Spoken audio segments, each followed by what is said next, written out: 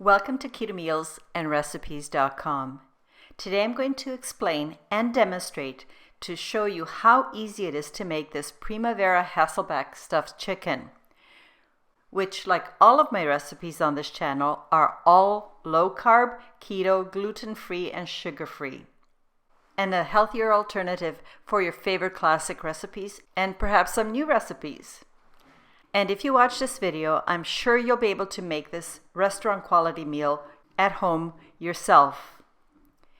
If you like my recipes, please support my channel by giving it a thumbs up, leaving a question or comment, and forwarding the channel link to someone who may also like this recipe.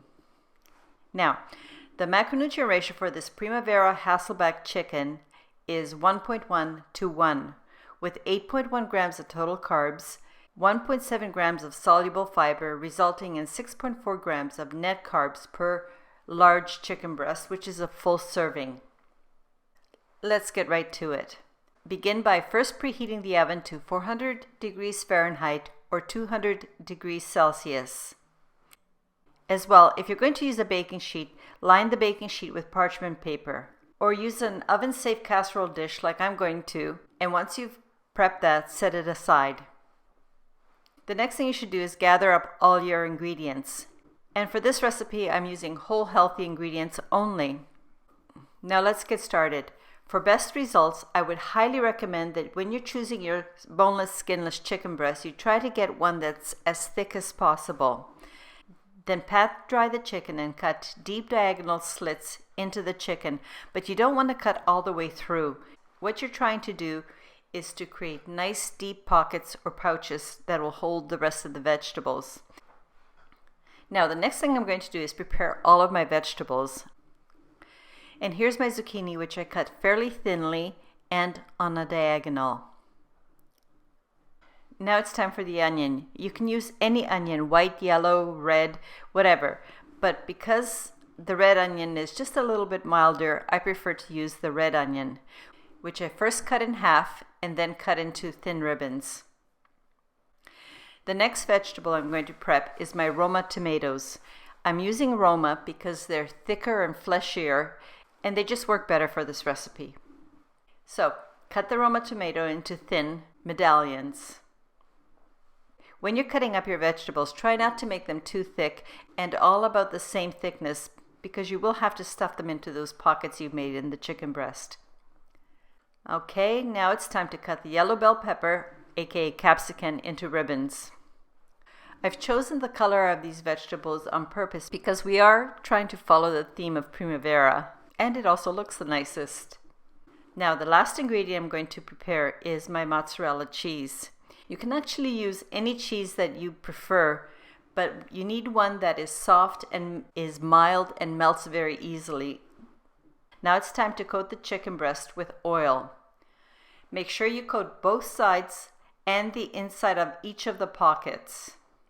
The next thing you do is sprinkle the Italian seasoning all over the chicken. And make sure you get some into the pockets too. The stuffing process is very easy. All you're doing is stuffing each pocket with one of each of the ingredients. I begin with a wedge of cheese. Then I tuck in a yellow bell pepper. My zucchini is a bit too big, so I'm going to cut each of the medallions in half and use half of the medallion to stuff into the pocket. The tomato is also a bit too big, so I cut that in half and use half for each of the pockets. And lastly, I tuck a wedge of red onion into each of the pockets. It doesn't matter which order you place the ingredients into each of the pockets, but it does matter that they're all in the same order. By doing this, you'll have a much nicer presentation and you'll have the same taste in every mouthful. Now, the chicken is all done, so transfer the stuffed Hasselback chicken breast into your casserole or onto your baking tray. Season with a sprinkle of salt and pepper. And now it's ready to be placed into the oven. Bake uncovered in the middle position of your preheated oven until the chicken is cooked completely through and is at an internal temperature of 160 degrees Fahrenheit or 71 degrees Celsius. if you're using a meat thermometer. And if you don't have a meat thermometer, it's roughly about 30 to 35 minutes. But your actual time will depend on how thick the thickest part of the chicken breast is, so please adjust your baking time accordingly. When your chicken is done, remove it from the oven, and you'll notice that there's a bit of juice left in the pan. This juice is really tasty, so scoop up the juice and pour it all over the chicken breast.